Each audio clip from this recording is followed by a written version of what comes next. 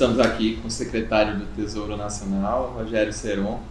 Queria perguntar do Plano Safra 2023-2024, qual é o custo do programa e se já há algum valor para a equalização dos juros, que em geral o Tesouro é responsável por isso.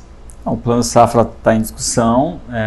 O intuito do governo é fazer o melhor plano possível, um plano que ajude a continuar apoiando o crescimento do setor agro, que vem um crescimento robusto e vai continuar contando com o apoio.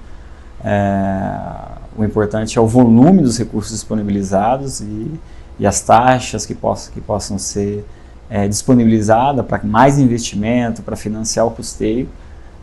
Isso vai acontecer um anúncio, né? Isso compete ao próprio presidente da República, junto com o ministro Fávaro, o ministro Fernando Haddad, divulgarem todo o plano em conjunto. Então ainda não posso dar detalhes, mas é algo que já está bem endereçado e deve ser anunciado, acho que provavelmente no retorno do presidente da viagem. O presidente da Venezuela, Nicolás Maduro, esteve recentemente aqui no Brasil com o presidente Lula. Enquanto que está a dívida da Venezuela, e ao mesmo tempo eu pergunto se o governo brasileiro pretende dar algum tratamento especial à Venezuela nesse sentido econômico. Olha, eu não preciso recuperar os valores, acho que é algo em torno de $1 bilhão, mas a checar a exatidão do número, não é uma dívida com o Tesouro Nacional, é uma dívida com fundos garantidores que foram constituídos para suportar exportações. Então não é uma dívida direta com o Tesouro, por isso, portanto, não tem um acompanhamento nosso, um relacionamento direto aí, com esse assunto, nem tem qualquer tipo de ação do Tesouro para fazer qualquer outro tipo de operação, ou qualquer outro envolvimento com esse tipo de financiamento, né? E aí, sobre receita e corte de gastos, o governo tem falado em aumentar as receitas e o corte de gastos tem ficado em segundo plano. Há algum risco de elevar a carga tributária de alguma maneira? Na verdade, é o contrário. Na verdade, o foco do governo é combater o gasto tributário. O gasto tributário inadequado e ineficiente, que não gera resultado para a sociedade ou que gera um privilégio excessivo por uma camada que não precisa desses benefícios. Então, o gasto tributário ele é idêntico ao gasto orçamentário. Só que o gasto orçamentário são voltados para políticas públicas, para as camadas de menor renda, assistência social, benefícios previdenciários, saúde, educação. O gasto tributário favorece grandes grupos econômicos ou pessoas de altíssima renda.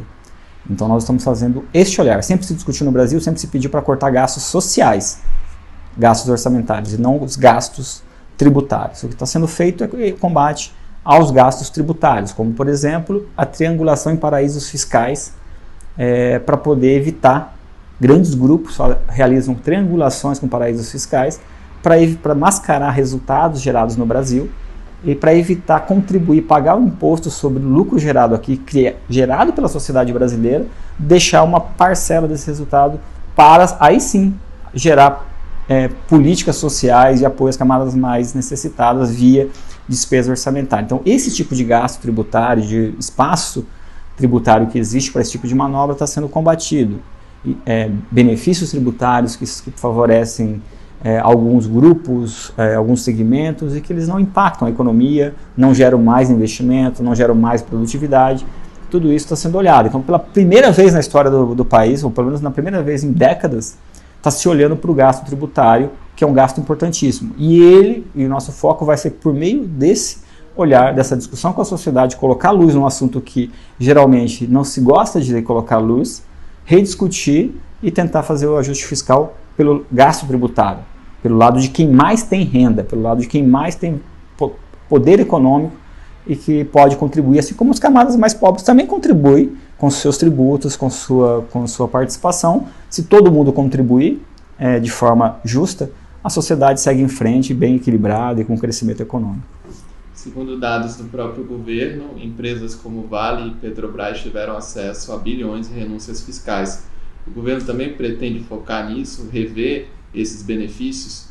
Essa é uma discussão importante. Esse é o ponto que o ministro Fernando Haddad tem dito com muita ênfase, de colocar luz nessa discussão.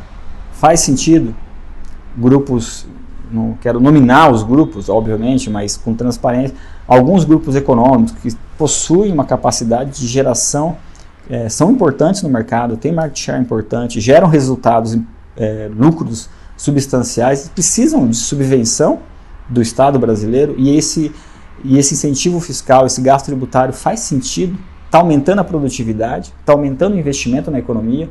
Então são perguntas que precisam ser respondidas. Pode ser que elas sejam importantes, pode ser que não. E se não forem, não é melhor, ao invés de ter que cortar um gasto social, deixar de aumentar o valor do Bolsa Família para as crianças, para poder garantir que elas tenham um crescimento adequado, tenham acesso à alimentação, tenham acesso a condições mínimas de sobrevivência para ter um crescimento adequado, do que tirar um benefício de um grande grupo econômico. Então essa é a discussão que nós queremos fazer. Amarrar essas duas discussões é muito importante, e aí a sociedade escolhe se ela quer privilegiar os grandes grupos econômicos e manter um gasto tributário, ou se nós vamos defender quem mais precisa, defender nossas crianças, investir em saúde, educação para as camadas mais pobres, para garantir um desenvolvimento econômico-social mais justo no Brasil.